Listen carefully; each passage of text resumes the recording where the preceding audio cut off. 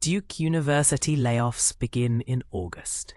Nearly 600 employees take buyouts amid budget cuts. Imagine being part of the prestigious institution, only to face the harsh reality of job loss. That's the unsettling situation at Duke University, where nearly 600 employees have opted for voluntary buyouts under a program launched earlier this spring. Amidst significant financial threats posed by the Trump administration. This was revealed in a recent email sent to faculty and staff. But here's where it gets controversial. Despite the substantial number of voluntary departures, Duke is now gearing up for involuntary layoffs starting in August. The email, jointly authored by Duke's Executive Vice President Daniel Ennis, Provost Alec Gallimore, and School of Medicine Dean Mary Klopman, stated, "We determined that an involuntary reduction in force is necessary only after careful consideration and extensive consultation with leadership across Duke. Before the layoffs commence, all university departments are tasked with identifying additional non-personnel budget cuts. These cuts will directly influence the extent of the layoffs."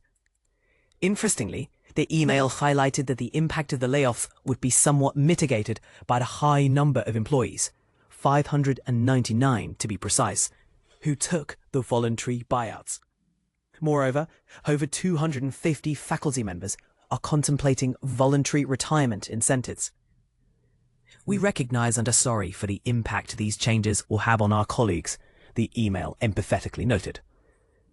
Employees facing layoff will receive notifications between August 5th and 19th. The backdrop to this unsettling news is Duke's financial struggles. The Trump administration's sweeping cuts to research funding and policy changes, such as hiking tax rates on university endowments, have put Duke in a tight spot. To counter these actual and potential federal funding reductions, Duke has enacted a swath of cost-cutting measures. These include a hiring and spending freeze implemented in March. In late April, as the university aimed to slash up to 10% of its budget, about $350 million, it rolled out buyout offers to staff. This was followed by another round of buyouts for faculty last month. While the challenges before us are difficult, we are confident we can navigate them as a community and maintain exceptional support for our students, our world-renowned research, and our core values, the email reassured. Duke, a leading research university with a significant health system, employs over 48,000 people across its Durham campus. It stands as the largest employer in the Triangle and the second largest private employer in North Carolina, second only to Walmart's. However, Duke isn't alone in grappling with funding cuts. Other local universities are also feeling the pinch, though Duke's response through buyouts and layoffs appears to be the most drastic among Triangle schools. For instance, the UNC system, which includes major research institutions like UNC Chapel Hill and NC State University, has imposed restrictions on salaries, hiring, and other spending under a directive from System President Peter Hans, enacted last month. Corey Dean, who covers higher education in the Triangle and across North Carolina for the News and Observer, is also part of the state government and politics team. A graduate of the Hussman School of Journalism and Media at UNC Chapel Hill, she is a lifelong North Carolinian. So what do you think? Is Duke's approach to handling financial constraints justified? Or is there a better way? Share your thoughts in the comments. Duke University layoffs. Nearly 600 employees take buyouts, more cuts coming. Massive change is coming to Duke University, and it's stirring up debate. Duke University is about to undergo a major transformation, and the news is already sparking strong reactions. Nearly 600 staff members have chosen to leave the university through a voluntary separation incentive program, VSIP, according to a letter sent to employees this past Friday. But here's where it gets controversial. Even after these voluntary departures, more layoffs are on the horizon. Let's break down what's happening and why it matters. Earlier this year, Duke introduced the VSIP as part of a broader effort to realign its operations and cut costs. This wasn't the university's first step. Before offering buyouts, Duke had already frozen most hiring for both staff and faculty, slashed non-essential spending, and asked every department to find ways to boost efficiency. These moves were all designed to help the university weather a challenging financial climate. So what's driving these tough decisions? According to Duke's leadership, the university is facing a perfect storm of financial pressures. Federal funding for research, teaching, and clinical programs is either shrinking or at risk of being cut. On top of that, the university is dealing with higher taxes on its endowment and stricter visa rules for international students. These factors are forcing Duke and many other universities across the country to rethink how they operate. In their letter, university leaders emphasized their commitment to keeping employees informed as they navigate these complex challenges. They revealed that 599 staff members have accepted the voluntary buyout offers.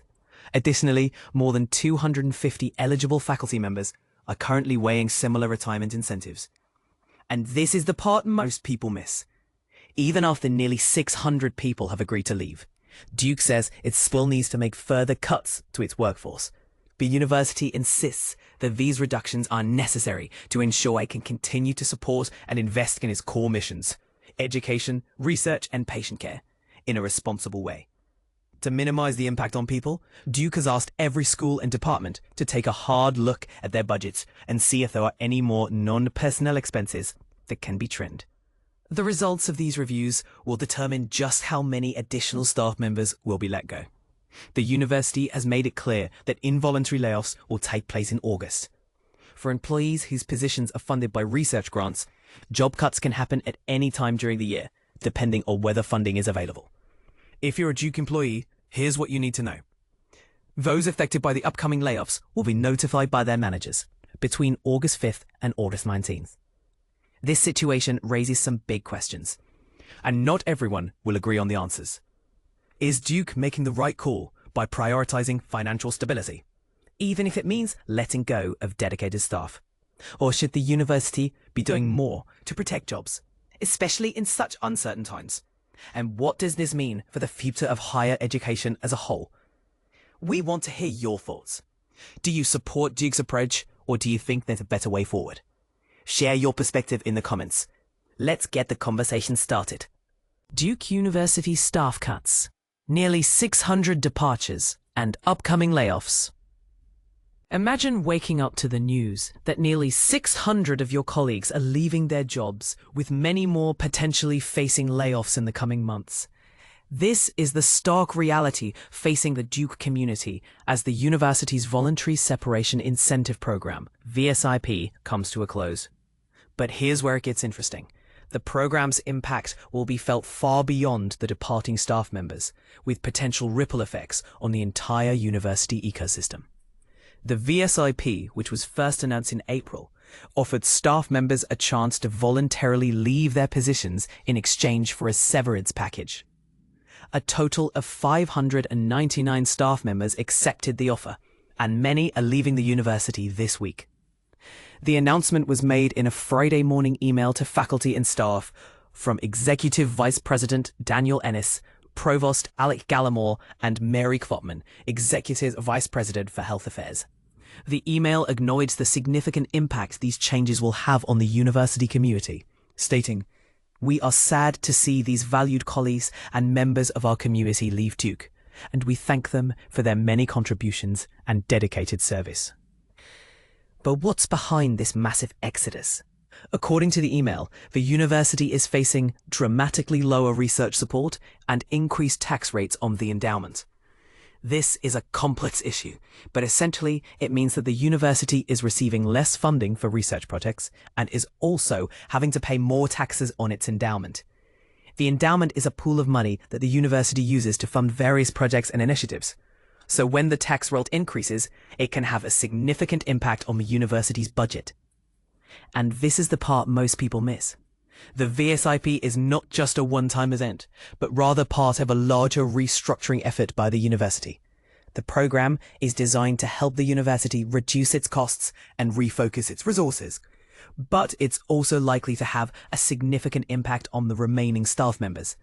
Many departments will be affected, with some facing more significant cuts than others.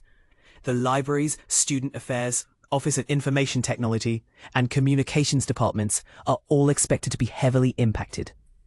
The Chronicle has received multiple reports of broad cuts across these departments, although the university administration has not provided a detailed breakdown of the departures by department. The VSIT has also raised questions about the university's hiring practices, with some staff members being asked to assume multiple roles and responsibilities to compensate for departing colleagues. This has led to concerns about workload and burnout, as remaining staff members struggle to pick up the slack. But here's the thing. The VSIT is not the only factor at play. The university is also facing a staff hiring freeze, which will limit the ability of departments to replace lost labour. This means that even if a department wants to hire new staff members, they may not be able to do so. And to make matters more complicated, positions eliminated through the VSIP cannot be reinstated by their departments or units for up to 3 years. This restriction is designed to help the university reduce its costs and refocus its resources, but it's also likely to have a significant impact on the remaining staff members. So what's next? The university has announced that involuntary layoffs will begin in August, with employees impacted by the reduction in force being contacted by their managers between August 5th and 19th.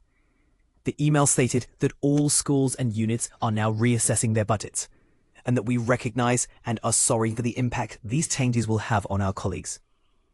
But the question on everyone's mind is, how will these changes affect the university's mission and values? Will the VSIP and layoffs ultimately help the university achieve its goals, or will they have unintended consequences? One thing is certain: the coming months will be a challenging time for the Butte community. As the university navigates this period of transition, it's essential to consider the potential impact on staff members, students, and the broader community. So we want to hear from you. What do you think about the VSIP and layoffs? Do you think they're necessary for the university's long-term health? Or do you have concerns about the potential consequences? Let us know in the comments.